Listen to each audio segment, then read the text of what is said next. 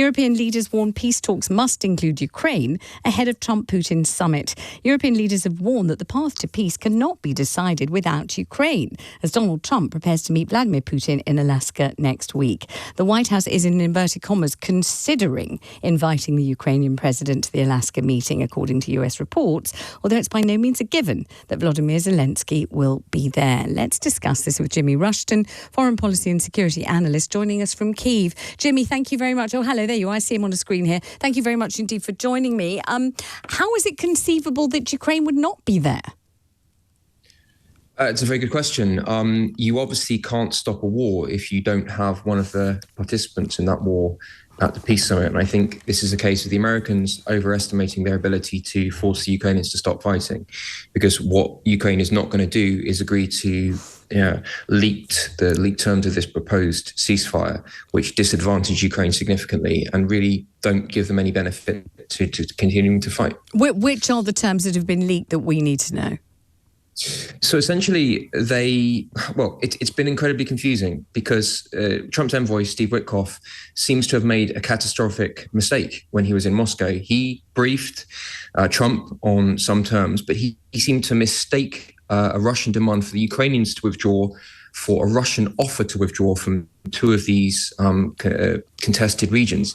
So it seems, based on all of the up-to-date reporting, that Russia is still maintaining their current demands, which is that Ukraine must withdraw from 4 regions of Ukraine, which Russians don't control any of these 4 regions in its entirety.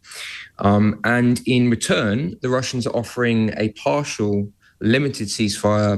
They're offering to not attack Ukrainian cities or Ukrainian power infrastructure. And for the Ukrainians, obviously, this is incredibly unfair and unacceptable for the Ukrainian government, and they would never agree to this.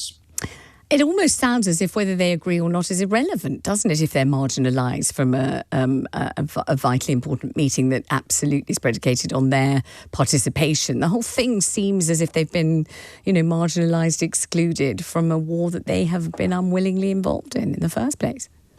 It's just a farce, really. Again, the Americans can't force Ukraine to stop fighting. They could pull all of their support for Ukraine tomorrow. And the Ukrainians are still going to resist the Russian invasion. And obviously, Ukraine's allies in Europe and the UK, we would still support the Ukrainians. So it's not like Ukraine will just lose all of their foreign allies if they decide to, not give in to these ridiculous demands.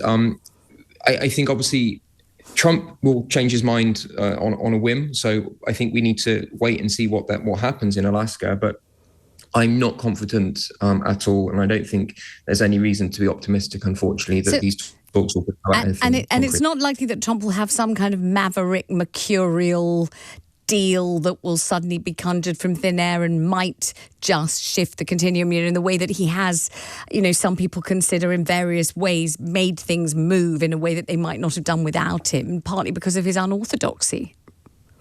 I think the problem is that in the administration, you've got 2 camps, really. So you've got Secretary of State Rubio and Kellogg, who's the envoy to Ukraine, who are significantly more realistic and pragmatic when it comes to approaching Russia. They understand that you can't give them these concessions that Ukrainians will never agree to. And then on the other hand, you have Steve Witkoff, who is catastrophically incompetent and should not be in his position. He has no background in this, and he's just been played by the Russians from day one. So you have, Rubio and Kellogg are pushing Trump to go into, to take a position which is more pro-Ukrainian, if you want to use those words.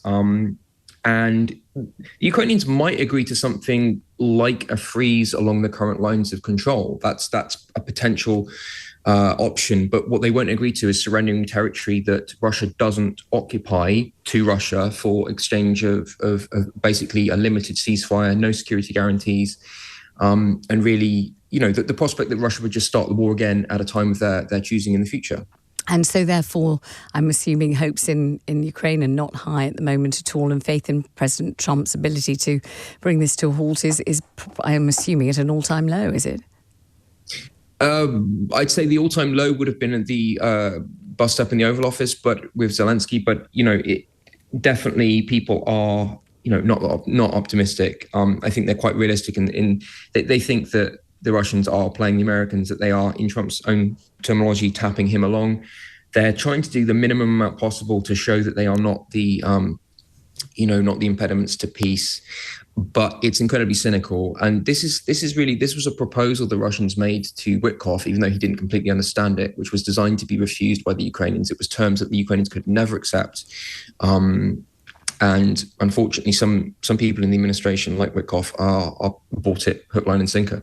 Thank you very much indeed, Jimmy. That's Jimmy Rushton, their foreign policy and security analyst, joining us live from Kyiv.